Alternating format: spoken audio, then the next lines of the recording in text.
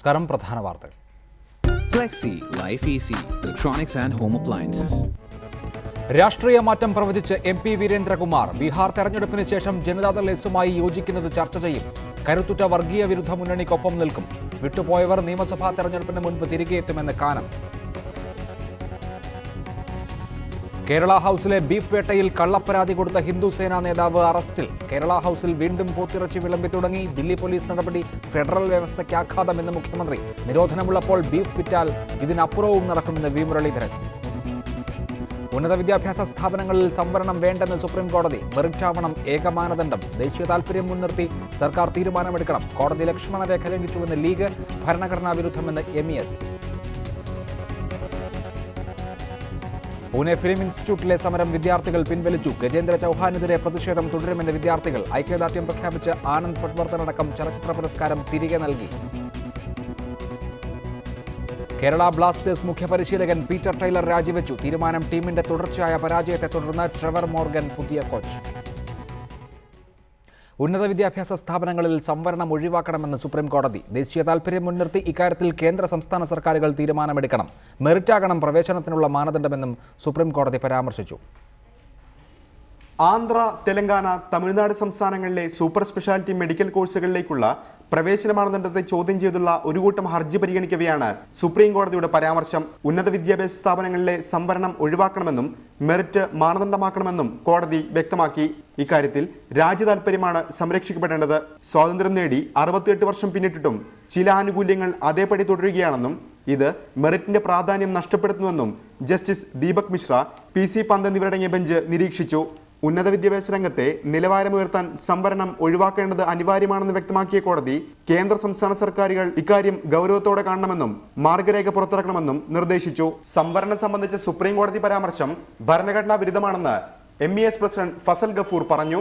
Comments, not the judgment, tend to reflect the philosophy of the party in power. 10 കൊല്ലം പോലും ആയിട്ടില്ല അത് വന്നതിന് ശേഷം, നടപ്പാക്കിയതിന് ശേഷം. ഇപ്പോൾ സംവരണം തൊട്ടാൽ അവർ തീക്കുകയാണ്. കോടതി ലക്ഷ്മണരേഖ ലംഘിച്ചു എന്നായിരുന്നു ET മുഹമ്മദ് ബഷീറിന്റെ പ്രതികരണം. കോടതി നിയമം വ്യാഖ്യാനിക്കുന്നതിന് പകരം ഇത്തരം പരാമർശനങ്ങൾ നടത്തുന്നതും സ്വന്തം നിയമനിർമ്മാണം പോലും ചെയ്യുന്നതും അത് കോടതി അതിൻ്റെ ലക്ഷ്മണരേഖ ലംഘിക്കുന്ന വിധത്തിലുള്ള ഒരു നടപടിയാണ്. സംവരണ ചട്ടങ്ങളിൽ മാറ്റം വരുത്താൻ കേന്ദ്ര സർക്കാരിന് തുണയാകുന്നതാണ് സുപ്രീം കോടതി പരാമർശം. റിപ്പോർട്ടർ, കോഴിക്കോട്, ദില്ലി. ഈ വിഷയത്തിൽ doctor Sebastian Paul, Shri V Sivadasan SFI ദേശീയ പ്രസിഡന്റ്, അഡ്വക്കേറ്റ് ഹാരിലാൽ പൊതുപ്രവർത്തകൻ എന്നിവർ തത്സമയം മറ്റുള്ളവർ ടെലിഫോൺ ലൈനിലും ഈ ചർച്ചയിൽ പങ്കെടുക്കും. ആദ്യം doctor Sebastian Paul. 2008 April 10 Ashok Kumar Thakur versus union of India കേസിൽ സുപ്രീം കോടതി തന്നെ നിലവിലുള്ള സംവരണ സംവിധാനം, അതായത് 27% OBC കോട്ട അടങ്ങുന്ന 49.5% സംവരണമുള്ള വിദ്യാഭ്യാസത്തിലെ സംവരണ നയം അംഗീകരിച്ചതാണ്. അതിനുശേഷം സുപ്രീം കോടതി കേന്ദ്ര സർക്കാരിനോട് ഉന്നത വിദ്യാഭ്യാസ സ്ഥാപനങ്ങളിൽ സംവരണം വേണ്ട എന്ന് നിർദ്ദേശിക്കുന്നതിൻ്റെ പൊരുൾ എന്താണ്? അത് ശരിയാണോ?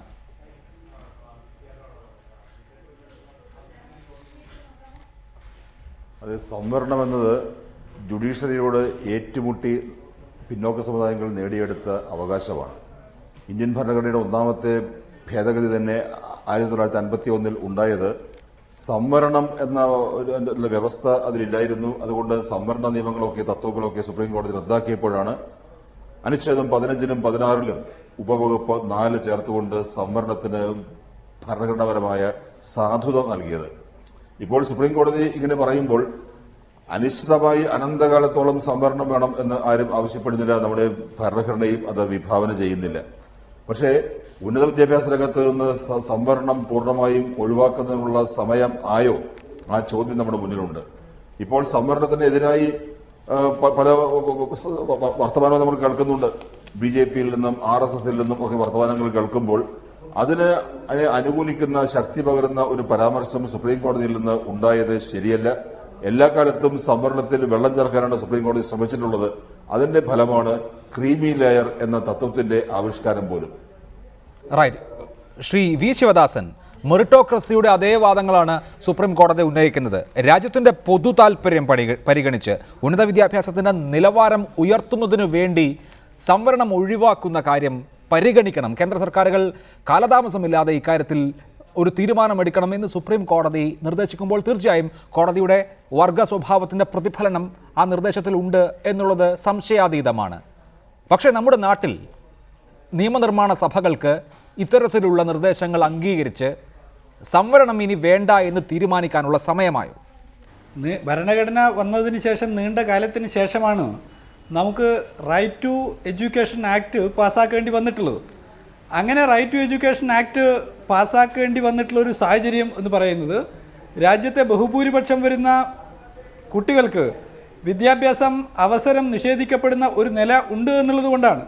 അപ്പോൾ ഇവിടെ നമ്മൾ കാണേണ്ടത് സംവരണം ഇന്ന് പാവപ്പെട്ട ആളുകൾക്ക്, ജാതിയിൽ താഴ്ന്നവർക്ക്, സാമ്പത്തികമായി പിന്നണിയിൽ കിടക്കുന്നവർ, ദളിത് ആദിവാസി ജനവിഭാഗങ്ങൾക്ക് വലിയ ഒരാശ്വാസമാണ്. അങ്ങനെ അവർക്ക് ലഭ്യമാകുന്ന ആ ചെറിയ കൈത്താങ്ങ് പോലും ഇല്ലാതാക്കുന്നതിലേക്കാണ് സംവരണം ഇല്ലാതായി കഴിഞ്ഞാൽ ഉണ്ടാകുക. പിന്നെ സുപ്രീം കോടതിയുടെ നിരീക്ഷണത്തെ എനിക്ക് തോന്നുന്നത് കഴിവുള്ളവരെ, മെറിറ്റുള്ള ആളുകളെ പ്രൊമോട്ട് ചെയ്യുക എന്നുള്ളതാണ് പറയുന്നതെങ്കിൽ മെറിറ്റിൻ്റെ മാനദണ്ഡം എന്താണ്? ഇവിടെ ക്യാപിറ്റേഷൻ ഫീ കൊടുത്തുകൊണ്ടാണ് പലരും വലിയ നിലയിൽ 50%, 60% ആളുകൾ ഇവിടെ പല സ്ഥാപനങ്ങളിലും ചേരുന്നത്. 100% ക്യാപിറ്റേഷൻ ഫീസിൽ മാത്രം കൊടുക്കാൻ ശേഷിയുള്ളവരെ മാത്രം പ്രവേശിപ്പിക്കുന്ന സ്ഥാപനങ്ങളുണ്ട്. അവിടെ ഏതർത്ഥത്തിലാണ് മെറിറ്റ് വരുന്നത്? പണമുള്ളവർക്ക് ഉന്നത വിദ്യാഭ്യാസ മേഖലയിലേക്ക് കടന്നു വരാൻ ഒരുപാട് അവസരങ്ങൾ നിലവിൽ തന്നെയുണ്ട്. അപ്പോൾ പണത്തെ അടിസ്ഥാനപ്പെടുത്തി നിലവിൽ സംവരണം നിലനിൽക്കുന്നു. ഇവിടെ പതിറ്റാണ്ടുകളായി ജാതി അല്ലെങ്കിൽ പിന്നണിയിൽ കിടക്കുന്ന, സാമൂഹികവും സാമ്പത്തികവുമായി പിന്നണിയിൽ കിടക്കാൻ വിധിക്കപ്പെട്ടിട്ടുള്ള സമൂഹത്തിൻ്റെ മുൻനിരയിലേക്ക്, മുഖ്യധാരയിലേക്ക് വരാൻ ഇനിയും സാധ്യമായിട്ടില്ലാത്ത ഒരു വിഭാഗത്തിന് മുന്നോട്ട് കൊണ്ടുവരുന്നതിന് നാം നൽകേണ്ടുന്ന, സമൂഹം നൽകേണ്ടുന്ന ഒരു പിന്തുണ, സമൂഹം നൽകേണ്ടുന്ന ഒരു സഹായം, അതാണ് സംവരണം ഇല്ലാതായി കഴിഞ്ഞാൽ നഷ്ടപ്പെടുക. അതുകൊണ്ട് കോടതിയുടെ ഈ നിരീക്ഷണം, സെബാസ്റ്റ്യൻ പോൾ നേരത്തെ സൂചിപ്പിച്ചിട്ടുള്ള നിരീക്ഷണം വളരെ ശരിയാണ് എന്ന് തന്നെയാണ് എനിക്കും പറയാനുള്ളത്. കാരണം ഹാരിലാൽ ചരിത്രപരമായ കാരണങ്ങളാൽ സാമൂഹ്യമായും സാമ്പത്തികമായും പിന്നാക്കം നിൽക്കുന്ന ആളുകളെ കൈപിടിച്ചുയർത്തുന്നതിന് വേണ്ടിയാണ് ഭരണഘടന സംവരണം വിഭാവനം ചെയ്തത്. അത് അനന്തകാലത്തേക്കുള്ളതല്ല എങ്കിൽ പോലും ഇപ്പോഴും ആ ലക്ഷ്യം നേടാൻ കഴിയാത്ത സാഹചര്യത്തിൽ സംവരണം പ്രസക്തമായ ഒരു രാഷ്ട്രീയ വിഷയമായി നിൽക്കുകയാണ്. എല്ലാ കാലത്തും സംവരണത്തിനെതിരെ വികാരം സവർണ ജനവിഭാഗങ്ങളുടെ ഇടയിൽ ഉണ്ടായിട്ടും ഉണ്ട്. പക്ഷേ ഇവിടെ ജുഡീഷ്യറി തന്നെ മുൻപ് ചില ഘട്ടങ്ങളിൽ ചെയ്തതുപോലെ മെറിറ്റാകണം ഏക മാനദണ്ഡം, സംവരണത്തിലൂടെ വരുന്ന വിദ്യാർത്ഥികൾ മെറിറ്റോറിയസ് ആയിരിക്കില്ല എന്നൊരു ആരോപണം, ഒരു ദുരാരോപണം സുപ്രീം കോടതി തന്നെ ഉന്നയിക്കുകയും അതനുസരിച്ച് നിയമനിർമ്മാണം നടത്തണം എന്ന് സർക്കാരുകളോട് ശുപാർശ ചെയ്യുകയും ചെയ്യുന്നതിലെ നൈതികത എന്താണ്? അഭിലാഷ്, ഇവിടെ ഒരു അവർണൻ വേഴ്സസ് സവർണൻ എന്നുള്ളൊരു സങ്കല്പമല്ല സംവരണ തത്വത്തിലുള്ളത്. സാമൂഹികമായും സാമ്പത്തികമായും പിന്നോക്കം നിലനിൽക്കുന്ന ജനവിഭാഗങ്ങളെ കൈപിടിച്ചുയർത്തുന്നതിന് വേണ്ടി, അവസരം നിഷേധിക്കപ്പെട്ടവരെ കൈപിടിച്ചുയർത്തുന്നതിന് വേണ്ടിയാണ് സംവരണം എന്നുള്ളൊരു തത്വം നമ്മുടെ ഭരണഘടന വിഭാവനം ചെയ്ത ആൾക്കാർ കൊണ്ടുവന്നത്. അവരിത് കൊണ്ടുവന്ന ഒരു പ്രത്യേക ലക്ഷ്യമുണ്ട്. കാരണം തീർത്തും അവസരം നിഷേധിക്കപ്പെട്ട ആൾക്കാർക്ക് അവസരം നൽകുക, അവരെ കൈപിടിച്ചുയർത്തുക. ഒരാൾ ബിരുദം നേടുമ്പോൾ അയാൾ മുന്നോക്ക വിഭാഗങ്ങൾക്കൊപ്പമായി പിന്നീട് അവന് സ്വയം അവൻ്റെ കഴിവ് കൊണ്ട്, പ്രതിഭ കൊണ്ട് മുന്നോട്ട് വരുവാനുള്ള ഒരു അവസരം നിഷേധിക്കലാവരുത് ഈ സംവരണ തത്വം. ഇവിടെ ഇപ്പോൾ വസ്തുതകളെ തീർത്തും വസ്തുതാവിരുദ്ധമായിട്ടാണ് ഇവിടെ അവലോകനം ചെയ്യുന്നത്. ഒന്ന്, സംവരണത്തിനെതിരായിട്ടല്ല ബഹുമാനപ്പെട്ട സുപ്രീം കോടതി പറഞ്ഞത്. സുപ്രീം കോടതി പറഞ്ഞത് മെഡിക്കൽ വിദ്യാഭ്യാസം, അതായത് MBBS ബിരുദമുള്ള ഡോക്ടർമാരുടെ ഒരു കേസ് പരാമർശിക്കവേ അവരുടെ ബിരുദാനന്തര ബിരുദത്തിലേക്ക് മെഡിക്കൽ PG പ്രവേശനവുമായി ബന്ധപ്പെട്ട കേസിലാണ് സുപ്രീം കോടതി ഉന്നത വിദ്യാഭ്യാസ സ്ഥാപനങ്ങളിൽ സംവരണം വേണ്ട എന്ന് പറഞ്ഞിട്ടുള്ളത്. ഉന്നത വിദ്യാഭ്യാസ സ്ഥാപനങ്ങളെ ഉന്നത മെഡിക്കൽ സ്ഥാപനങ്ങളായി മാത്രം പരിമിതപ്പെടുത്തേണ്ട, മെഡിക്കൽ സ്ഥാപനങ്ങളടക്കമുള്ള ഉന്നത വിദ്യാഭ്യാസ സ്ഥാപനങ്ങളിൽ 50% വരെ, 49.5% വരെ സംവരണമാകാം എന്നുള്ളതാണ് നമ്മുടെ നാട്ടിലെ പാർലമെന്റ് പാസാക്കിയ നിയമം. അത് സുപ്രീം കോടതി ഭരണഘടനാപരമായി സാധുതയുള്ളതാണെന്ന് വിധിച്ചതുമാണ്. അതിനുശേഷം ഇങ്ങനെ സംവരണം നിലവാരം കുറയ്ക്കും, നിലവാരം തകർക്കും എന്ന ഒരു വാദഗതി സുപ്രീം കോടതി മുന്നോട്ട് വയ്ക്കുമ്പോഴാണ് അവിടെ വിവാദങ്ങൾ ഉണ്ടാകുന്നത്, അവിടെ വിമർശനങ്ങൾ ഉണ്ടാകുന്നത്. അവസരം നിഷേധിക്കപ്പെട്ട ജനവിഭാഗങ്ങൾക്ക് ബിരുദം വരെ സംവരണം നേടി അവനൊരു ബിരുദ യോഗ്യത കിട്ടിയപ്പോൾ ഏത് തൊഴിലിനും പ്രാപ്തനാകാനുള്ള ബേസിക് യോഗ്യത ബിരുദം മതി. അത് കഴിഞ്ഞിട്ട് ബിരുദാനന്തര ബിരുദം എന്ന് പറയുന്നത് ഒരു അക്കാദമിക് തലമാണ്. ആ അക്കാദമിക് തലത്തിൽ ബിരുദം വരെ സർക്കാരിൻ്റെ സഹായത്തോടുകൂടി സാമ്പത്തികവും സാമൂഹികവുമായി പിന്നോക്കം നിൽക്കുന്ന ആൾക്കാർക്ക് ബിരുദം വരെ സംവരണത്തിലൂടെ ഒരു യോഗ്യത നേടി മുന്നോക്ക വിഭാഗങ്ങൾക്കൊപ്പം കോമ്പീറ്റ് ചെയ്യാൻ പ്രാപ്തനായതിനു ശേഷം അവനവൻ്റെ സ്വന്തം കഴിവുകൊണ്ട് ഒരു ബിരുദാനന്തര അക്കാദമിക് തലത്തിൽ ഇടപെടാൻ താല്പര്യമുള്ളവരാണ്. അങ്ങനെ മുന്നോട്ട് പോകാനുള്ളൊരു അവസരം നിഷേധിക്കലാവരുത്. ഇവിടെ ഇപ്പോൾ പ്രശ്നം എന്താണെന്ന് വെച്ചാൽ ദുർബല വിഭാഗങ്ങളെ എന്നും അവർ സംവരണം കൊണ്ട് മാത്രമേ അവർക്ക് ഉന്നത വിദ്യാഭ്യാസം നേടാൻ പറ്റൂ എന്നുള്ളൊരു മാനസികമായ ഒരു പിന്നോക്കാവസ്ഥ ഇവരിൽ അടിച്ചേൽപ്പിക്കുകയാണ്. ഇവിടെ ഇപ്പോൾ ഒരു പരാമർശമുണ്ടായി, സുപ്രീം കോടതിയുടെ വർഗ സ്വഭാവം പ്രതിഫലിച്ചു എന്ന്. ഇവിടെ ഒരു വർഗ സ്വഭാവത്തിന്റെ വിശകലനത്തിന്റെ അല്ല ആവശ്യം, എന്താണ് സമൂഹത്തിന് വേണ്ടത് ഒരു വ്യക്തി. ശരി, ഞാൻ അതിലേക്ക് മടങ്ങി വരാം. ഡോക്ടർ ബി ഇക്ബാൽ, കേരള സർവകലാശാല മുൻ വൈസ് ചാൻസലർ, ടെലിഫോൺ ലൈനിൽ. ഡോക്ടർ ബി ഇക്ബാൽ, മുൻപ് 1988 മെഡിക്കൽ പ്രവേശനവുമായി ബന്ധപ്പെട്ട് ഉണ്ടായിട്ടുള്ള സുപ്രീം കോടതി വിധിയിലെ ചില ഭാഗങ്ങൾ കൂടി ഉദ്ധരിച്ചുകൊണ്ടാണ് ഇന്നലെ സുപ്രീം കോടതിയുടെ ചില നിരീക്ഷണങ്ങൾ ഉണ്ടായിട്ടുള്ളത്. സുപ്രീം കോടതി ആന്ധ്രാപ്രദേശിലെ പ്രവേശനത്തിൽ ഇടപെടാൻ തയ്യാറായിട്ടില്ല എങ്കിലും സർക്കാരിന് മുന്നിൽ ചില നിർദ്ദേശങ്ങൾ വെച്ചിരിക്കുകയാണ്. മെഡിക്കൽ രംഗത്തടക്കം രാജ്യത്തിൻ്റെ പൊതു താൽപ്പര്യം പരിഗണിച്ച് ഏറ്റവും മികച്ച പ്രൊഫഷണലുകൾ ഉണ്ടാകുന്നതിനു വേണ്ടി, ഉയർന്ന നിലവാരത്തിലുള്ള വിദ്യാഭ്യാസം അവർക്ക് ലഭിക്കുന്നതിനു വേണ്ടി സംവരണം ഒഴിവാക്കണം എന്നുള്ളതാണ് കോടതിയുടെ കാഴ്ചപ്പാട്. അങ്ങനെ ഏറ്റവും ഗുണനിലവാരമുള്ള വിദ്യാഭ്യാസം നൽകണം എങ്കിൽ, ഏറ്റവും ഗുണനിലവാരമുള്ള പ്രൊഫഷണലുകൾ ഉണ്ടാകണം എങ്കിൽ അതിന് തടസ്സമായി നിൽക്കുന്നത് സംവരണമാണോ എന്ന് തോന്നുന്നില്ല. മാത്രമല്ല, ഇതുവരെ നടന്നിട്ടുള്ള മെഡിക്കൽ രംഗത്ത് നടന്നിട്ടുള്ള സംവരണ തത്വം അനുസരിച്ചിട്ടുള്ള അഡ്മിഷനും അതുപോലെ തന്നെ അക്കാദമിക് തലത്തിലുള്ള പ്രൊമോഷനും ഒക്കെ സൂചിപ്പിക്കുന്നത് നമ്മുടെ സംവരണ തത്വം പാലിച്ചുകൊണ്ട് മെഡിക്കൽ രംഗത്ത് യാതൊരു ഗുണനിലവാര തകർച്ചയും ഇതുവരെ ഉണ്ടായിട്ടില്ല. മാത്രമല്ല, ഇപ്പൊ ഇവിടെ സൂചിപ്പിച്ച സാമൂഹ്യമായി പിന്നോക്കം നിൽക്കുന്ന ജനസമൂഹത്തെ സമൂഹത്തിന്റെ മുഖ്യധാരയിലേക്ക് കൊണ്ടുവരുന്നതിന് വേണ്ടി വളരെ ദീർഘമായ ചർച്ചയ്ക്ക് ശേഷം നമ്മുടെ ഭരണഘടനാപരമായ ബാധ്യതയായിട്ടുള്ള ഒന്നാണ് സംവരണ തത്വങ്ങൾ പാലിക്കുക എന്നുള്ളത്. അത് ഉന്നത വിദ്യാഭ്യാസ മേഖലയ്ക്ക് അടക്കം ബാധകമാണ്. ഇതുവരെയുള്ള അക്കാദമിക് രംഗം പരിശോധിച്ചു കഴിഞ്ഞാൽ മെഡിക്കൽ രംഗമാണെങ്കിലും മറ്റേത് രംഗമാണെങ്കിലും സംവരണ തത്വങ്ങൾ പാലിച്ചുകൊണ്ട് അവിടുത്തെ മെറിറ്റിന് യാതൊരു ഇതും സംഭവിച്ചതായിട്ട് കാണുന്നില്ല. അതുകൊണ്ട് ആ വാദത്തിൽ കഴമ്പില്ല. ഇപ്പൊ സുപ്രീം കോടതി ഇങ്ങനെയൊരു നിർദ്ദേശം മുന്നോട്ട് വെച്ച് എന്തുകൊണ്ടാണ് മനസ്സിലാകുന്നില്ല. കാരണം ഭരണഘടനാപരമായ ബാധ്യതയുള്ള ഒരു കാര്യമാണ്. ആ ഭരണഘടനാപരമായ വളരെ ദീർഘകാലം നമ്മുടെ ഇന്ത്യൻ ഭരണഘടന രൂപീകരിക്കുന്ന സമയത്ത് വളരെ വിശദമായി ചർച്ച ചെയ്ത ഒരു പ്രശ്നമാണ്. തീർച്ചയായും ദയവായി തുടരുക ഡോക്ടർ ഇക്ബാൽ. താങ്കളിലേക്ക് മടങ്ങി വരാം. ഡോക്ടർ സെബാസ്റ്റ്യൻ പോൾ, ഇവിടെ കോടതിയുടെ ഒരു നിരീക്ഷണം വളരെ പ്രസക്തമാണ്. 100% മെറിറ്റാകണം മാനദണ്ഡം എന്ന്.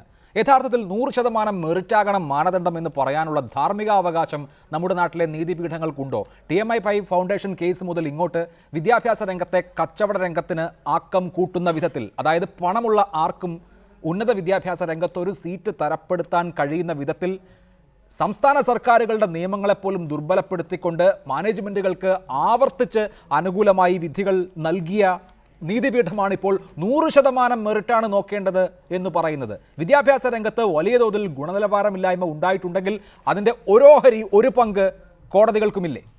അല്ല, 100% മെറിറ്റ് എന്നത് ആദർശയോഗ്യമായ ഒരു ലക്ഷ്യമാണ്.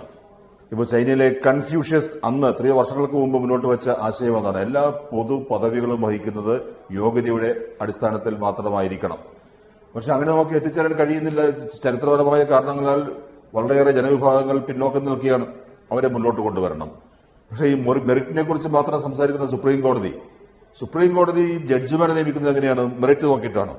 ഇപ്പോൾ കൊളീജിയത്തെ നമ്മൾ വിമർശിക്കുന്നത് മെറിറ്റ് മാനദണ്ഡമാക്കാതെ മറ്റ് പല പരിഗണനകളും വെച്ചുകൊണ്ട് ജഡ്ജിമാരെ തിരഞ്ഞെടുക്കുന്നു എന്നുള്ളതായിരുന്നു. ഇപ്പോൾ ഇവിടെ അഭിലാഷ് ചൂണ്ടിക്കാണിച്ചതുപോലെ നമ്മുടെ ഈ വിദ്യാഭ്യാസ രംഗം ആകെ അവിടെ അഴിമതി നിറഞ്ഞു നിൽക്കുന്നു, പണമുള്ളവൻ സീറ്റ് വാങ്ങുന്നു.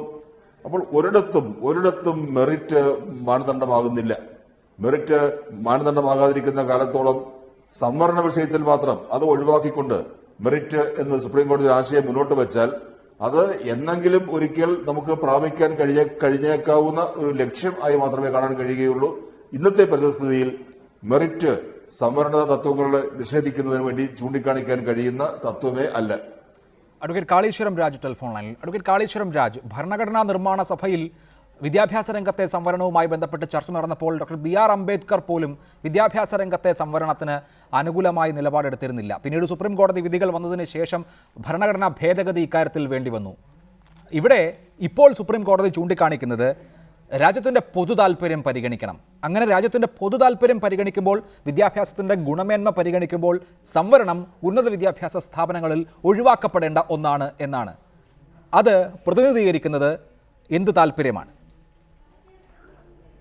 തീർച്ചയായിട്ടും അത് പ്രതിനിധീകരിക്കുന്നത് ശ്രീ സെബാസ്റ്റ്യൻ പോൾ ചൂണ്ടിക്കാണിച്ചതുപോലെ ഇവിടുത്തെ അസ്വസ്ഥതരുടെയോ അല്ലെങ്കിൽ പിന്നാക്കം നിൽക്കുന്ന സാധാരണ മനുഷ്യരുടെയോ താല്പര്യമല്ല, മറിച്ച് സവർണ അല്ലെങ്കിൽ മറ്റൊരു വിധത്തിൽ പറഞ്ഞാൽ ഇവിടുത്തെ രാജ്യത്തെ ഉന്നത വിഭാഗത്തിൽപ്പെട്ട ആളുകളുടെ, അത് സാമ്പത്തികമായ ഉന്നമനമാകാം, ജാതീയമായ ഉന്നമനമാകാം, ആ നിലയിൽ നിൽക്കുന്ന ആളുകളുടെ താല്പര്യം തന്നെയാണ്.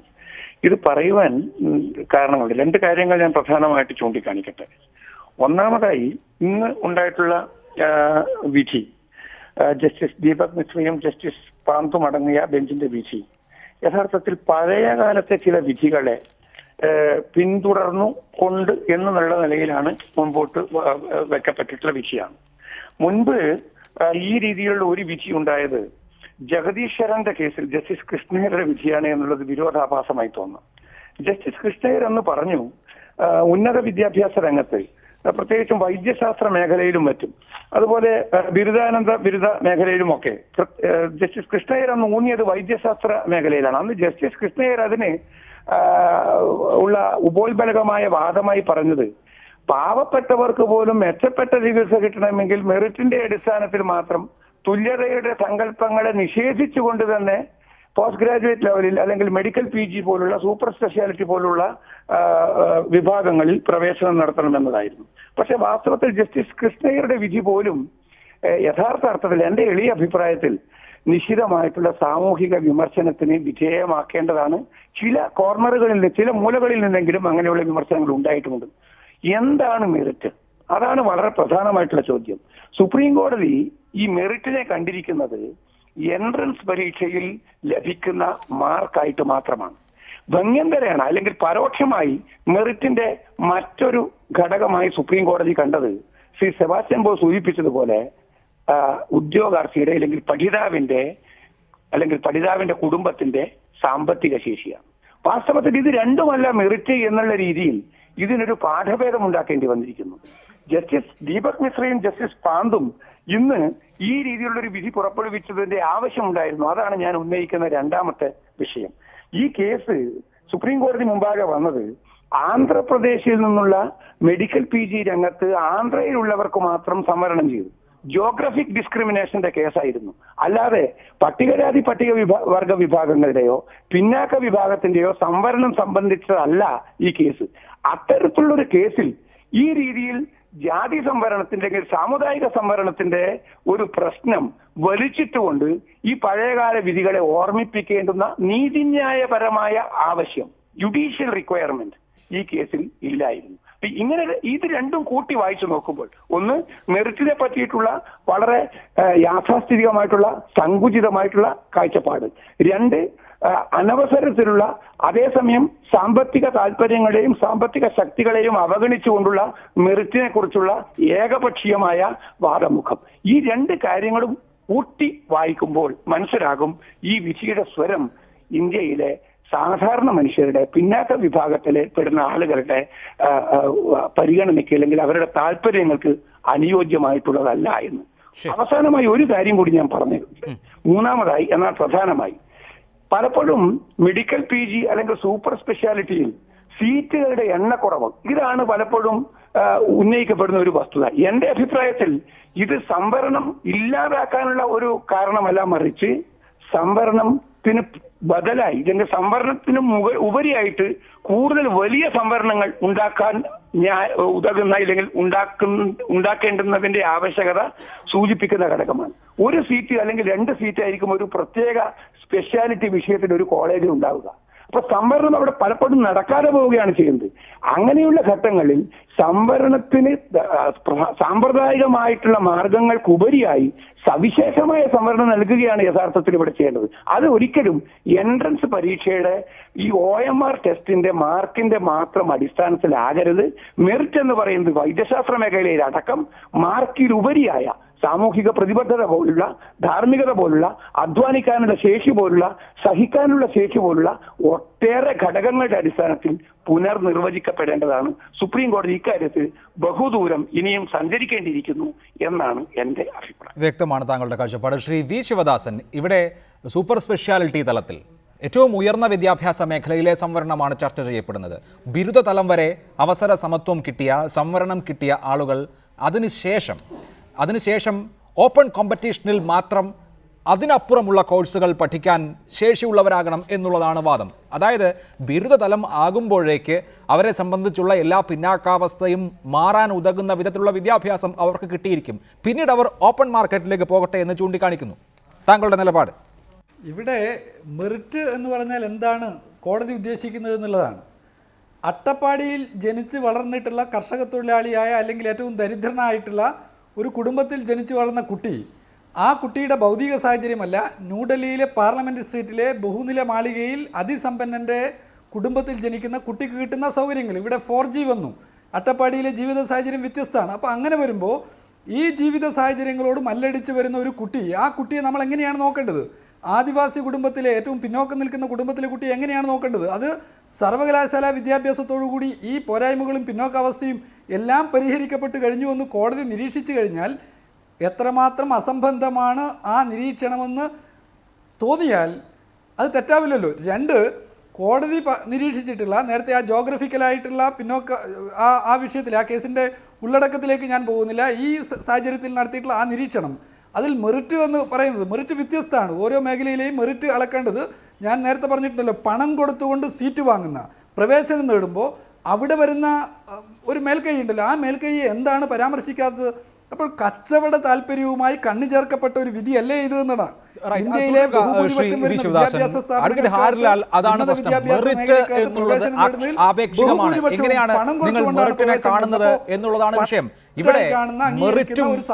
റിസർവേഷനും തമ്മിലുള്ള പ്രശ്നമായി ഇതിനെ കാണുമ്പോൾ മുൻപ് ഈ 27% OBC സംവരണം നടന്ന പ്രധാനപ്പെട്ട ചർച്ചയുടെ ടാഗ് ലൈൻ തന്നെ ഡിസേർവ്ഡ് വേഴ്സസ് റിസർവ്ഡ് എന്നായിരുന്നു.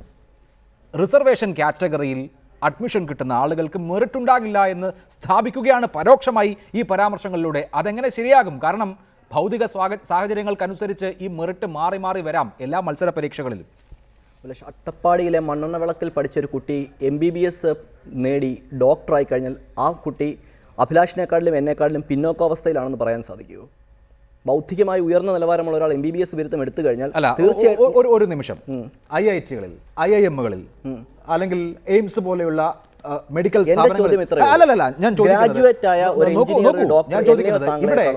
ഇവിടങ്ങളിലൊക്കെ അഡ്മിഷൻ കിട്ടണമെങ്കിൽ സ്വാഭാവികമായും പ്രവേശന പരീക്ഷ പാസ്സാകണമല്ലോ. സ്വാഭാവികമായും ആ പ്രവേശന പരീക്ഷ പാസ്സാകാൻ സാധാരണക്കാരനായ ഒരാൾക്ക് പറ്റില്ല.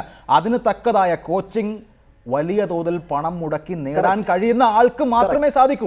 നോക്കൂ, അവിടെ ഒരു പാവപ്പെട്ട വിദ്യാർത്ഥിയെ സംബന്ധിച്ച് ഈ പറയുന്ന ഒരു ഉന്നത വിദ്യാഭ്യാസ സ്ഥാപനത്തിലും ഇവരുമായി കോമ്പീറ്റ് ചെയ്യാൻ സാധിക്കില്ല. ഇവിടെ ഒരു ലെവൽ പ്ലേയിങ് ഫീൽഡ് ഇല്ല ഒരു സാധാരണ വിദ്യാർത്ഥിയെയും ഒരു സമ്പന്നനെയും സംബന്ധിച്ച്. അവിടെയാണ് സംവരണം പ്രസക്തമാകുന്നത്. ഇവിടെ സംവരണം എന്നത് ഒരു പിന്നോക്കാവസ്ഥയുള്ള അവസരം നിഷേധിക്കപ്പെട്ട ഒരാളെ ബലപ്പെടുത്തുവാനുള്ളതാണ്.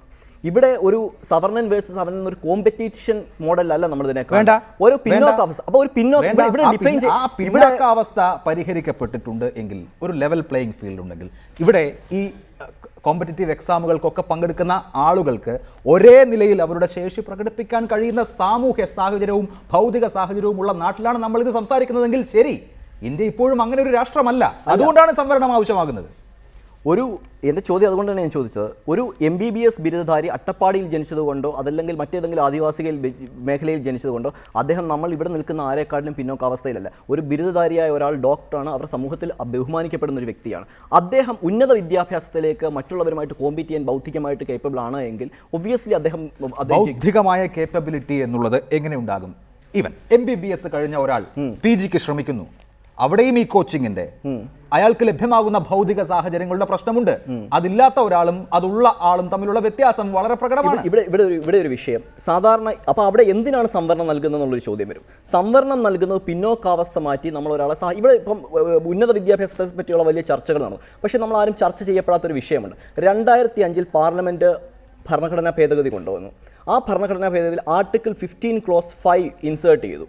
ആ 15 Clause 5-ൽ ഉന്നത വിദ്യാഭ്യാസത്തിലും വിദ്യാഭ്യാസ മേഖലയിലെല്ലാം പിന്നോക്കാവസ്ഥയിൽപ്പെട്ട ആൾക്കാർക്ക് സംവരണം വേണം പറഞ്ഞു. പക്ഷേ എക്സെപ്റ്റ് മൈനോറിറ്റി എഡ്യൂക്കേഷൻ ഇൻസ്റ്റിറ്റ്യൂഷൻസ്, നമ്മുടെ നാട്ടിൽ 60-70% വിദ്യാഭ്യാസ സ്ഥാപനങ്ങളെല്ലാം മൈനോറിറ്റി എഡ്യൂക്കേഷൻ ഇൻസ്റ്റിറ്റ്യൂഷൻ. പക്ഷേ അതിനെക്കുറിച്ചൊന്നും തന്നെ പരാമർശിക്കില്ല. അത് വേറൊരു വിഷയമാണ്. ന്യൂനപക്ഷ പദവിയെ ദുരുപയോഗം ചെയ്യുന്നുണ്ട്. സംവരണ തത്വങ്ങൾ ന്യൂനപക്ഷ പദവി നേടിക്കൊണ്ടുള്ള സ്ഥാപനങ്ങൾ ദുരുപയോഗം ചെയ്യുന്നുണ്ട്. മൈനോറിറ്റി ഇൻസ്റ്റിറ്റ്യൂഷനെ എക്സ്ക്ലൂഡ് ചെയ്തു എന്നുള്ളത് കൊണ്ട് ബാക്കിയുള്ള പൊതുവിദ്യാലയങ്ങളെയും അല്ലെങ്കിൽ പൊതുസ്ഥാപനങ്ങളെയും അങ്ങനെ ഒഴിവാക്കണമെന്ന് പറയുന്നതിന്റെ യുക്തിയാണ് ഒഴിവാക്കണമെന്നും മനസ്സിലാക്കുന്നത്. പറഞ്ഞില്ല. അവിടെ ന്യൂനപക്ഷ പദവിയെ ദുരുപയോഗം ചെയ്യാൻ തക്കവണ്ണം ഉള്ള ഒരു ലൂപ്പ് ഹോൾ ഇവിടെ ഉണ്ടെങ്കിൽ അത് പരിഹരിക്കണമെന്നല്ലേ ആവശ്യപ്പെടുന്നത്? എന്റെ പോയിന്റ് ഇതാണ്, ബിരുദതലം വരെ പരമാവധി ആൾക്കാർക്ക് വിദ്യാഭ്യാസം, പിന്നോക്കാവസ്ഥയിലുള്ള പാവപ്പെട്ടവർക്ക്, സാമൂഹ്യമായിട്ട് പിന്നോക്കാവസ്ഥയിലുള്ളവർക്ക് ബിരുദതലം വരെയുള്ള വിദ്യാഭ്യാസത്തിനുള്ള സൗകര്യങ്ങൾ സർക്കാർ ചെയ്തു കൊടുക്കുക. സംവരണം മൂലമായാലും ശരി, സാമ്പത്തിക സഹായം മൂലം. ബിരുദാനന്തര ബിരുദം എന്നുള്ളത് ഒരു അക്കാദമിക് തലമാണ്. അതിനുവേണ്ടി സാമ്പത്തിക സഹായം ചെയ്യാം. പിന്നോക്കാവസ്ഥയിലുള്ള, സാമ്പത്തികമായിട്ടും പിന്നോക്കാവസ്ഥയിലുള്ളവർക്ക് സാമ്പത്തിക സഹായം ചെയ്യാം. പക്ഷേ അവിടെ ഒരു ഓപ്പൺ മെറിറ്റ് കോമ്പറ്റീഷൻ വേണമെന്നാണ് എൻ്റെ അഭിപ്രായം. ശരി, ഡോക്ടർ ബി ഇക്ബാൽ, താങ്കൾക്ക് ആ കാഴ്ചപ്പാടിനോട്, അതായത് ഒരാളെ വിദ്യാഭ്യാസപരമായി ശേഷിയുള്ള ആളാക്കുന്നത് വരെയേ സ്റ്റേറ്റിന്, ഭരണകൂടത്തിന് ഒരു പങ്കാളിത്തം വഹിക്കാനുള്ളൂ. ഒരു ബിരുദതലം കഴിഞ്ഞാൽ അയാൾ സ്വന്തം നിലയിൽ മറ്റുള്ളവരുമായി മത്സരിക്കാനുള്ള ശേഷി നേടിക്കൊള്ളണം. അവിടെ ഇനി ഓപ്പൺ കോമ്പറ്റീഷനാണ് വേണ്ടത് എന്ന വാദത്തോട് താങ്കളുടെ അഭിപ്രായം എന്താണ്? അല്ല, അതിനു മുമ്പ് ഒരു കാര്യം പറയട്ടെ. ഇത് വൈദ്യ വിദ്യാഭ്യാസവുമായി ബന്ധപ്പെട്ടാണ് ഈ ചർച്ച മുഴുവൻ നടക്കുന്നത്. ഇന്ന് മെഡിക്കൽ വിദ്യാഭ്യാസ രംഗം, പ്രത്യേകിച്ച് മെഡിക്കൽ രംഗത്തെ ഉന്നത വിദ്യാഭ്യാസം, സൂപ്പർ സ്പെഷ്യാലിറ്റി രംഗം നേരിടുന്ന പ്രധാനപ്പെട്ട പ്രശ്നം എന്താണെന്ന് പറഞ്ഞാൽ, ഈ സ്വാശ്രയ കോളേജുകളിൽ പഠിച്ചു വരുന്ന 2 കോടിയായി അവരുടെ മാതാപിതാക്കൾ കോടിക്കണക്കിന് രൂപ കൊടുത്ത ഈ ഡിഗ്രിയും താല്പര്യമില്ലാത്ത കുട്ടികൾക്ക് സൂപ്പർ സ്പെഷ്യാലിറ്റി ഡിഗ്രി വാങ്ങിച്ചു കൊടുത്തുകൊണ്ടിരിക്കുകയാണ്. അതിന്റെ വൈദ്യമേഖലയിലെ മെറിറ്റ് എന്ന് പറയുമ്പോൾ 2 ഘടകമുണ്ട്. ഒന്ന്, ചികിത്സിക്കാനുള്ള ഒരു കഴിവും മേഖലയിൽ പാലിക്കേണ്ട ധാർമ്മികതയും. ഇത് രണ്ടുമില്ലാത്ത ഒരു തലമുറ ആണ് ഇന്ന് സൂപ്പർ സ്പെഷ്യാലിറ്റി. ഇതിനെ മാറ്റി നിർത്തിയിട്ടാണ് ഇപ്പൊ ഈ റിസർവേഷൻ കാര്യം ചർച്ച ചെയ്യുന്നുള്ളതാണ് ഏറ്റവും വലിയ വൈരുദ്ധ്യം. അതവിടെ നിൽക്കട്ടെ. രണ്ടാമത്, ഈ നമ്മൾ മനസ്സിലാക്കേണ്ട ഒരു കാര്യം, സൂപ്പർ സ്പെഷ്യാലിറ്റി മേഖലയിലൊക്കെ സെലക്ഷൻ, മിനിമം ക്വാളിഫിക്കേഷൻ ഉള്ള ആളുകളുടെ ഇടയിൽ നിന്നാണ് സംവരണം പാലിച്ച ഒരു മുൻഗണന നിശ്ചയിക്കും. ഡോക്ടർ സെബാസ്റ്റ്യൻ പോൾ, മെഡിക്കൽ ഉന്നത വിദ്യാഭ്യാസ രംഗത്തെക്കുറിച്ചുള്ള മുൻ സുപ്രീം കോടതി വിധികൾ ഈ കോടതി വിധി ചൂണ്ടിക്കാണിക്കുന്നുണ്ട്. അതിൽ ഏറ്റവും ഗുണനിലവാരമുള്ള വിദ്യാഭ്യാസം മെഡിക്കൽ രംഗത്ത് കിട്ടേണ്ടതിൻ്റെ ആവശ്യകത ചൂണ്ടിക്കാണിക്കുന്നുണ്ട്. അതിലെ പൊതു താല്പര്യം ചൂണ്ടിക്കാണിക്കുന്നുണ്ട്. അതായത് കൃത്യമായി മെറിറ്റില്ലാത്ത ഒരാൾ വൈദ്യവിദ്യാഭ്യാസം പാസ്സായി ഡോക്ടറായാൽ അയാൾ ചികിത്സിച്ച് ആളെ കൊല്ലും, അത് വലിയ വിനാശമുണ്ടാക്കും എന്നുള്ളതാണ് ആ ആശങ്കയുടെ കാതൽ. അത് ഇവിടെ സുപ്രീം കോടതി വീണ്ടും പ്രകടിപ്പിക്കുകയാണ്. ആ ആശങ്കയ്ക്ക് കാരണമായി ചൂണ്ടിക്കാണിക്കുന്നത് സംവരണമാണ് എന്നുള്ളതേ ഉള്ളൂ. താങ്കൾക്ക് ആ കാഴ്ചപ്പാടിനോട് യോജിപ്പുണ്ടോ? അതല്ല, മെഡിക്കൽ വിദ്യാഭ്യാസത്തിൽ മാത്രമല്ല, ഏത് വിദ്യാഭ്യാസത്തിലായാലും മെറിറ്റ് നമുക്ക് തള്ളിക്കളയാൻ കഴിയില്ല. യോഗ്യതയുള്ള ആളുകൾ തന്നെയാണ് പാസ്സായി പുറത്തു വരേണ്ടത്. നമുക്ക് പ്രവേശനത്തിന് മാത്രമാണ് സംവരണമുള്ളത്, പരീക്ഷാഫലത്തിൽ സംവരണമില്ല. അപ്പോൾ ഏത് ഉന്നത വിദ്യാഭ്യാസ സ്ഥാപനത്തിൽ എത്ര ഉന്നതമായ കോഴ്സിന് സംവരണത്തിന്റെ ആനുകൂല്യത്തിൽ പ്രവേശനം കിട്ടുന്ന ആളാണെങ്കിലും അവിടെ പഠിച്ച് ആ പരീക്ഷ പാസ്സായി മാർക്ക് വാങ്ങുന്നതിന്റെ അടിസ്ഥാനത്തിലാണ് പുറത്തേക്ക് വരുന്നത്. അതുകൊണ്ട് അവർക്ക് അത് തൊഴിൽ ചെയ്യുന്നതിനുള്ള അർഹതയില്ലാതാകുന്നു, യോഗ്യത കുറവുണ്ടാകുന്നു എന്ന് പറയാൻ കഴിയില്ല. ഇവിടെ ചൂണ്ടിക്കാണിച്ചതുപോലെ എല്ലാ രംഗങ്ങളിലും മെറിറ്റ് ഉറപ്പാക്കിക്കൊണ്ടല്ല നമ്മൾ മുന്നോട്ട് പോകുന്നത്. മെറിറ്റിൽ വിട്ടുവീഴ്ചകൾ ചെയ്യുന്നുണ്ട്. ഇവിടെ ഉന്നത വിദ്യാഭ്യാസ രംഗമാണ് ഉത്കണ്ഠയ്ക്ക് കാരണമാകുന്നതെങ്കിൽ, മെഡിക്കൽ വിദ്യാഭ്യാസമാണ് ആകുലതയ്ക്ക് കാരണമാകുന്നതെങ്കിൽ, അവിടെ പഠിക്കാൻ വരുന്നവർ പഠിച്ചെങ്കിൽ മാത്രമല്ലേ അവർ പുറത്തേക്ക് വരുന്നുള്ളൂ. അതുകൊണ്ട് സുപ്രീം കോടതി അതാണ് ആശങ്കയ്ക്ക് കാരണമാക്കുന്നതെങ്കിൽ ആ ആശങ്ക അസ്ഥാനത്താണ്. ഡോക്ടർ ബി ഇക്ബാൽ, ചില സ്വാശ്രയ കോളേജുകളിൽ MBBSന് പ്രവേശനം നേടിയാൽ പരീക്ഷ ജയിക്കുന്നത് കൂടി അവർ നോക്കിക്കൊള്ളും എന്ന് കേട്ടിട്ടുണ്ട്. അത്തരത്തിലുള്ള വലിയ തോതിലുള്ള നിലവാര തകർച്ച ഈ കച്ചവട വിദ്യാഭ്യാസത്തിൻ്റെ ആവിർഭാവത്തിന് ശേഷം മെഡിക്കൽ പ്രവേശനത്തിലും മെഡിക്കൽ രംഗത്തും ഉണ്ടായിട്ടുണ്ടോ? ഇപ്പോൾ സുപ്രീം കോടതി ചൂണ്ടിക്കാണിക്കുന്ന ഈ പൊതുജനങ്ങളുടെ ആശങ്ക, അല്ലെങ്കിൽ രാജ്യത്തിൻ്റെ മൊത്തം താല്പര്യം എന്നുള്ളത് സംവരണത്തിലേക്ക് മാത്രമായി ചുരുക്കുന്ന ഒരു പ്രത്യേക തരം പൊതുബോധവും ഇതിനൊപ്പമുണ്ടോ? അതെ, അതാണ് ഇതിനകത്തെ വളരെ രസകരമായ ഒരു കാര്യം. കാരണം വൈദ്യമേഖലയിലെ മെറിറ്റിന്റെ കാര്യമാണ് ചർച്ച ചെയ്യുന്നതെങ്കിൽ, ഇന്ന് വൈദ്യമേഖലയിലെ മെറിറ്റിന് ഏറ്റവും വലിയ ഭീഷണിയായിട്ട് വളർന്നിരിക്കുന്നത് സ്വാശ്രയ മെഡിക്കൽ കോളേജിൽ നിന്ന് പരിശീലനം പൂർത്തിയാക്കി വരുന്ന കുട്ടികളാണ്. കാരണം പല സ്വാശ്രയ കോളേജുകളിലും അടിസ്ഥാന സൗകര്യങ്ങളില്ല, ശരീര പരിശോധനയ്ക്ക് ആവശ്യമായ രോഗികൾ പോലും ആശുപത്രിയിൽ എത്തുന്നില്ല. അങ്ങനെ ക്ലിനിക്കൽ എക്സ്പീരിയൻസ് തീരെ ഇല്ലാത്ത കുട്ടികളാണ് അവിടുന്ന് പുറത്തു വന്നുകൊണ്ടിരിക്കുന്നത്. രോഗികളുടെ ശരീരത്തിൽ തൊടാത്ത ഒരു തലമുറ ഇന്ന് വൈദ്യമേഖലയിലേക്ക് കടന്നു വരികയാണ്. രണ്ടാമതായിട്ട് സ്പെഷ്യാലിറ്റി, സൂപ്പർ സ്പെഷ്യാലിറ്റി രംഗത്തേക്ക് വരുമ്പോഴേക്കും കോടിക്കണക്കിന് രൂപ ഫീസും അതുപോലെ തന്നെ തലവേരി ഫീസും ഒക്കെ കൊടുത്ത് പഠിച്ചു വരുന്ന കുട്ടികളാണ് സ്പെഷ്യാലിറ്റി, സൂപ്പർ സ്പെഷ്യാലിറ്റിയിലേക്ക് വരുന്നത്. അവിടെയും സ്ഥിതി ഇത് തന്നെയാണ്. അപ്പൊ അതുകൊണ്ട് മെഡിക്കൽ രംഗത്ത് ഇന്ന് മെറിറ്റിന്റെ കാര്യം എടുത്താലും ധാർമ്മികത വളരെ പ്രധാനമാണ്. വൈദ്യശാസ്ത്രത്തിൽ മെറിറ്റിന്റെ കാര്യം പറയുമ്പോൾ ചികിത്സിക്കാനുള്ള കഴിവ് മാത്രമല്ല, ധാർമ്മിക ബോധം വളരെ പ്രധാനമാണ്. മെഡിക്കൽ എത്തിക്സ് വളരെ പ്രധാനമാണ്. കോടിക്കണക്കിന് രൂപ മുടക്കി പഠിച്ചു വരുന്ന കുട്ടികളെ അവരെത്രത്തോളം ധാർമ്മിക ബോധമുള്ളവരാണെങ്കിലും അവരുടെ കുടുംബത്തിൽ നിന്ന് സമൂഹത്തിൽ നിന്നൊക്കെ ഇത് തിരിച്ചു പിടിക്കാനുള്ള ഒരു സമ്മർദ്ദം അവരിൽ വരുന്നത് സ്വാഭാവികമാണ്. അതിനെ അവർക്ക് അതിജീവിക്കാൻ കഴിയുന്ന തരത്തില്ല. അപ്പൊ രണ്ട് രീതിയിൽ, ഒന്ന് ചികിത്സിക്കാനുള്ള കഴിവ്, രണ്ട് ധാർമ്മിക ബോധം. ഇത് രണ്ടുമില്ലാത്ത ഒരു തലമുറയാണ് ഇന്ന് വൈദ്യമേഖലയിൽ കടന്നു വരുന്നത്. അതും സംവരണവുമായിട്ട് യാതൊരു ബന്ധവുമില്ല. വ്യക്തമാണ്.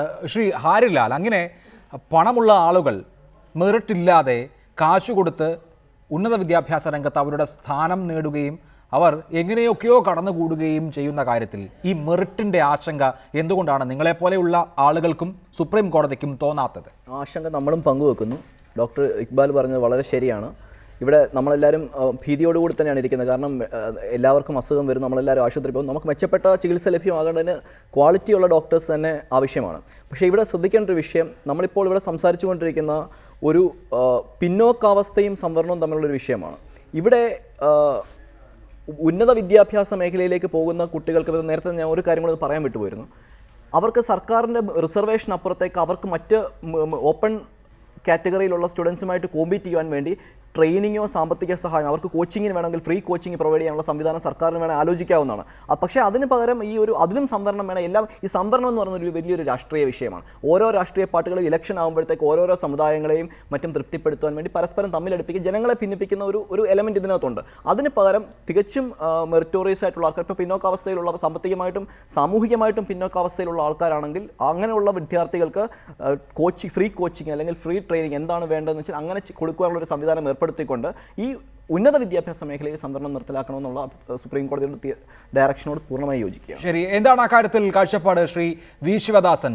സർക്കാരിനെ സംബന്ധിച്ച് ഒരു കൈത്താങ്ങ് കൊടുക്കാൻ വേറെയും വഴികളുണ്ട്. ഈ ഓപ്പൺ കോമ്പറ്റീഷനിൽ അവരെ കൂടുതൽ മത്സരയോഗ്യമാക്കാനുള്ള ശ്രമങ്ങളാണ് വേണ്ടത് എന്നൊരു വാദം വരുമ്പോൾ അതിനോടുള്ള നിങ്ങളുടെ പ്രതികരണം എന്താണ്? ഇവിടെ രാജ്യത്തിലെ വിദ്യാഭ്യാസ സ്ഥാപനങ്ങളിൽ 65% പ്രവർത്തിക്കുന്നത് സ്വകാര്യ മേഖലയിലാണ്, പ്രൈവറ്റ് സെക്ടറിലാണ്. ആ പ്രൈവറ്റ് സെക്ടറിലെ പ്രവേശനം എന്ന് പറയുന്നത് പൈസ ആരാണോ കൂടുതൽ കൊടുക്കുക അവർക്കാണ് പ്രവേശനം എന്ന് പറഞ്ഞാൽ അതിസമ്പന്നന് വേണ്ടി റിസർവ് ചെയ്യപ്പെട്ടിട്ടുള്ളതാണ് ഇന്ത്യയിലെ 65% വരുന്ന സീറ്റുകൾ. എന്തുകൊണ്ടാണ് നിങ്ങൾ ഇതിനെക്കുറിച്ച് ചർച്ച ചെയ്യാത്തത്? കാരണം മെറിറ്റുള്ള ആളുകളായിരിക്കണം ഉന്നത വിദ്യാഭ്യാസ മേഖലയിലേക്കും ജോലിയിലേക്കും കോടതിയിലേക്കും ജഡ്ജായിട്ടും അധ്യാപകനായിട്ടും ഒക്കെ വരേണ്ടത് എന്നുള്ള കാര്യത്തിൽ ഒരു തർക്കവുമില്ല. പക്ഷേ മെറിറ്റ് നിർണ്ണയിക്കുന്നതിന് വേണ്ടിയുള്ള മാനദണ്ഡങ്ങളിലാണ് പ്രശ്നം. ആ മാനദണ്ഡങ്ങൾ എന്ന് പറഞ്ഞാൽ ഉയർന്ന ഫീസ് കൊടുക്കാൻ നിങ്ങൾക്ക് ശേഷിയുണ്ടോ എങ്കിൽ നിങ്ങൾക്ക് മെറിറ്റുണ്ട്. നിങ്ങൾ ഫീസ് കൊടുക്കാൻ ശേഷിയില്ലാത്തവനാണോ നിങ്ങൾക്ക് വേണ്ടി ഒരു സഹായം കൈതാങ്ങ് നൽകുകയാണെങ്കിൽ അത് തെറ്റ് എന്ന നയമാണ് പിശക്. ഇവിടെ മുന്നോക്കക്കാരിൽ പാവപ്പെട്ടവരുണ്ട്, പിന്നോക്കക്കാരിലെ പാവപ്പെട്ടവരെന്നതുപോലെ മുന്നോക്കക്കാരിലെ പാവങ്ങൾക്കും റിസർവേഷൻ വേണ്ടതുണ്ട് എന്നുള്ളതാണ് ഒരു വസ്തുത.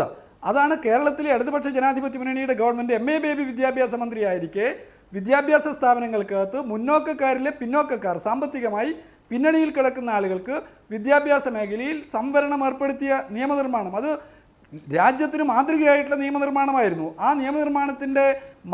നിയമനിർമ്മാണത്തിൻ്റെ ചുവട് പിടിച്ചുകൊണ്ട് രാജ്യത്താകെ നമുക്ക് വിദ്യാഭ്യാസ മേഖലയിൽ ജോലിയിൽ എല്ലാം ഒരു പുതിയ കാഴ്ചപ്പാട്, മെറിറ്റിനെ കുറിച്ച് ഒരു വ്യക്തതയാർന്ന കാഴ്ചപ്പാട് എടുക്കേണ്ടതുണ്ട്. ആ രൂപപ്പെടുത്തിയ അതിനെ അടിസ്ഥാനപ്പെടുത്തിക്കൊണ്ട് പാവപ്പെട്ടവർക്ക്, സാധാരണക്കാർക്ക്, മുന്നോക്ക ജാതിയിലെ പിന്നോക്കക്കാർക്ക്, പട്ടികജാതിക്കാരന്, ദളിതന് എല്ലാം മുഖ്യധാരയിലേക്ക് കടന്നു വരാനുള്ള അവസരം ഒരുക്കുകയും വേണം. തീർച്ചയായും. ഡോക്ടർ സെബാസ്റ്റ്യൻ പോൾ, സംവരണം ഇന്ത്യയിലെ തീവ്രമായ ഒരു രാഷ്ട്രീയ വിഷയം കൂടിയാണ്. മണ്ഡൽ കമ്മീഷൻ ശുപാർശകൾ നടപ്പാക്കിയതിന് ശേഷമാണ് ഉത്തരേന്ത്യൻ രാഷ്ട്രീയം ഇത്രമേൽ ധ്രുവീകരിക്കപ്പെട്ടത്. ഇപ്പോൾ നടക്കുന്ന ബീഹാർ തെരഞ്ഞെടുപ്പിലെയും ഏറ്റവും പ്രധാനപ്പെട്ട വിഷയം സംവരണമാണ് എന്നുള്ളത് നമുക്കറിയാത്ത കാര്യവുമല്ല. അവിടെ പ്രധാനമന്ത്രിയും ഞാൻ ഏറ്റവും പിന്നാക്ക വിഭാഗത്തിൽ നിന്ന് ഉള്ള ആളാണ്, സംവരണത്തിന് വേണ്ടി ജീവൻ കൊടുത്തും പോരാടുമെന്ന് പ്രഖ്യാപിക്കുന്ന ഒരു തെരഞ്ഞെടുപ്പ് രംഗമാണ് അവിടെയുള്ളത്. അങ്ങനെ അത്രമേൽ സങ്കീർണമായ തീവ്രമായ ഒരു രാഷ്ട്രീയ വിഷയം കൂടിയാണ് സംവരണം. അവിടെ സുപ്രീം കോടതിയുടേതായ ചില നിരീക്ഷണങ്ങൾ നടത്തുമ്പോൾ അത് ഏതെങ്കിലും തരത്തിൽ ഭരണകൂടത്തെ, സ്റ്റേറ്റിനെ എന്തിനെങ്കിലും പ്രേരിപ്പിക്കുകയോ സമ്മർദ്ദത്തിലാക്കുകയോ ചെയ്യുന്നുണ്ടോ? അല്ല, സുപ്രീം കോടതി ഈയിടെയായി കണ്ടുവരുന്ന പ്രവണത ഭരണഘടനയുടെ എഴുതാപ്പുറം വായിക്കുക എന്നുള്ളതാണ്. ഭരണഘടനയെ വ്യാഖ്യാനിക്കുക അത് മാത്രമാണ് സുപ്രീം കോടതിയുടെ ചുമതലയും അവർക്കുള്ള അധികാരവും. ഭരണഘടനയിൽ പറയുന്നതാണ് അനുച്ഛേദം 15ഉം 16ഉം അസമത്വമാണ് സംവരണം. പക്ഷേ മുള്ളിനെ മുള്ളുകൊണ്ട് എടുക്കുന്നു എന്ന് പറയുന്നത് പോലെ ഒരു അസമത്വത്തെ മറ്റൊരു അസമത്വം കൊണ്ട് തന്നെയാണ് നമ്മൾ ദൂരീകരിക്കേണ്ടത്. അതാണ് സംവരണം. അത് ഭരണഘടന അനുവദിക്കുന്നു, പാർലമെന്റ് അത് അംഗീകരിച്ചിരിക്കുന്നു. ഇത്രയും സുപ്രീം കോടതി പല വിധികളിലൂടെ, അതിലൊക്കെ ഞാൻ നേരത്തെ പറഞ്ഞതുപോലെ ക്രീമി ലെയർ തുടങ്ങിയ വെള്ളം ഒക്കെ ചേർത്തെങ്കിൽ പോലും അത് ഇന്ത്യൻ ഭരണഘടന അംഗീകരിക്കുന്ന ഒന്ന് തന്നെയാണ്.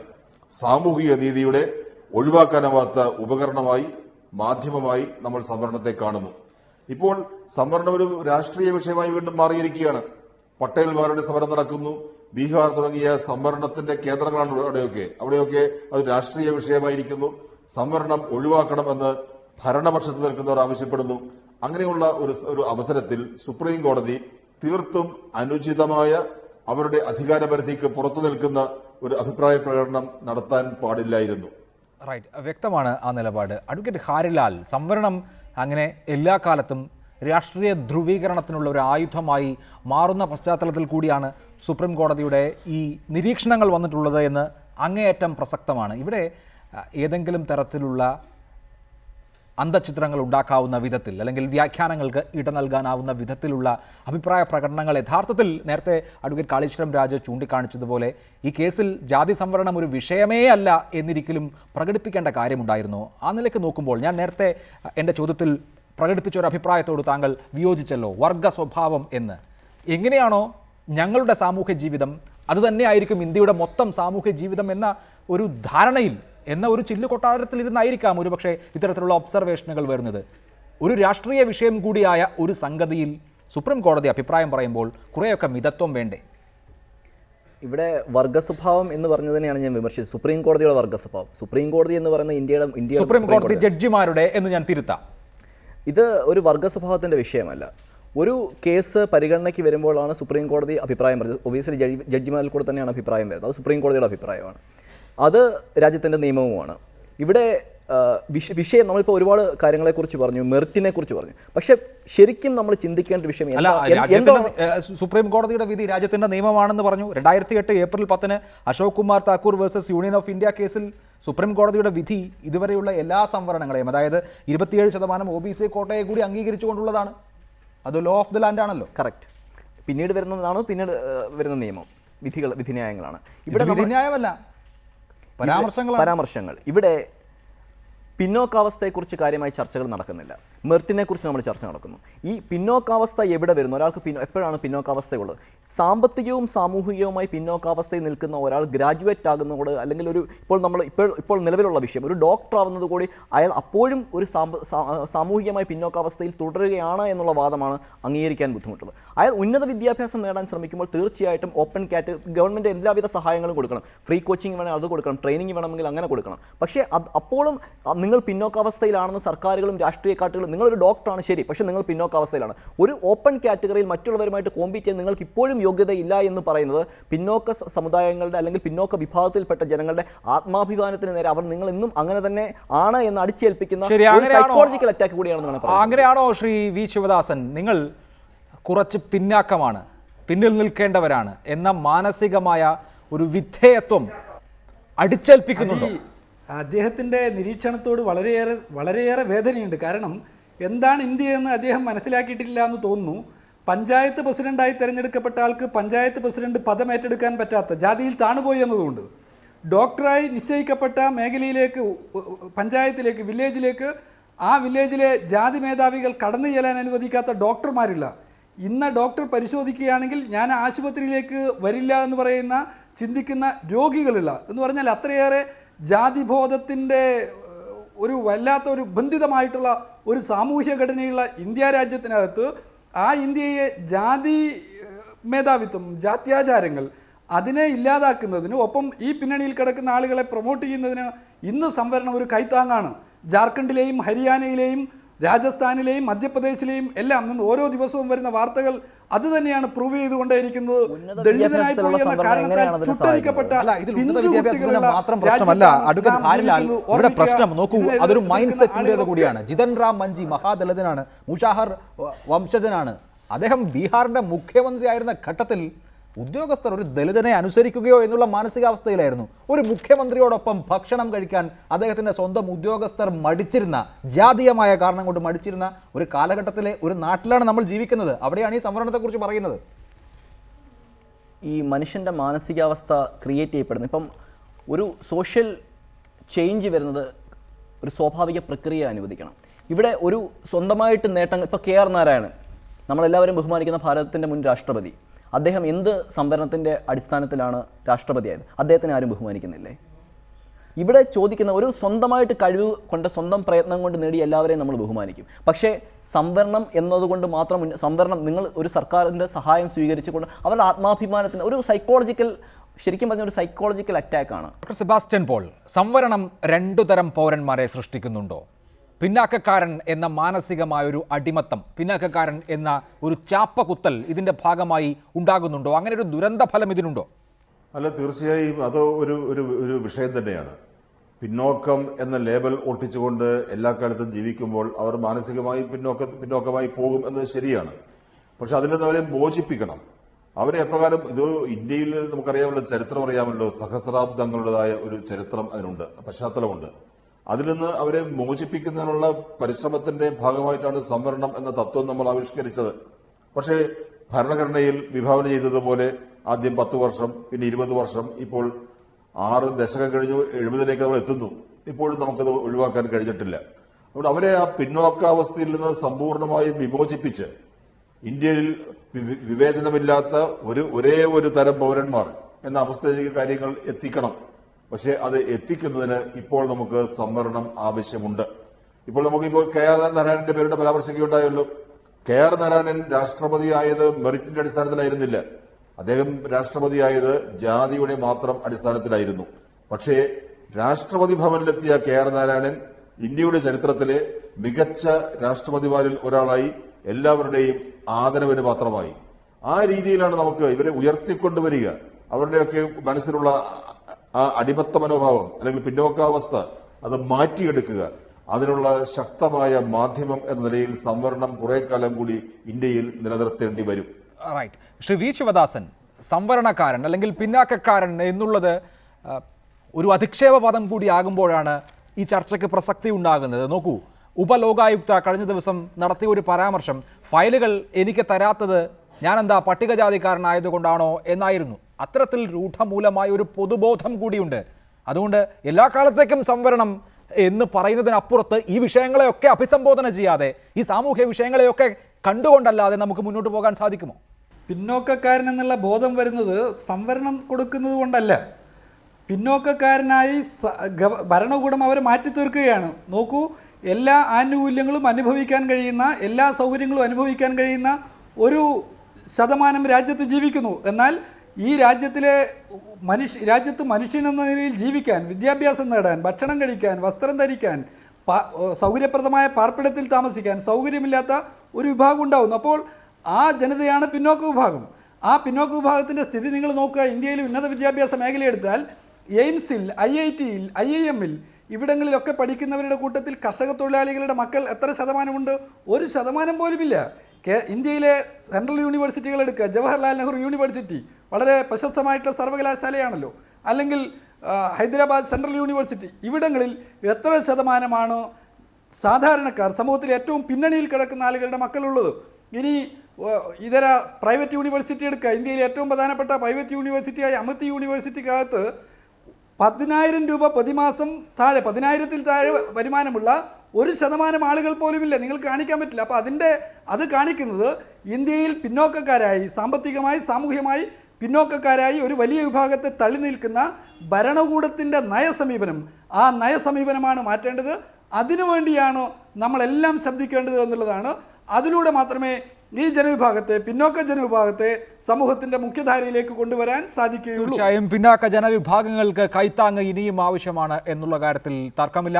എന്തായാലും സുപ്രീം കോടതിയുടെ ഇന്നലത്തെ പരാമർശങ്ങൾ വലിയ തോതിലുള്ള വിമർശനങ്ങളാണ് പൊതുസമൂഹത്തിൽ ഉണ്ടാക്കിയിട്ടുള്ളതും. വളരെ നന്ദി ചർച്ചയിൽ പങ്കെടുത്തതിന് doctor Sebastian Paul, Shri V Sivadasan, advocate Harilal, advocate Kaleeswaram Raj, doctor B Iqbal.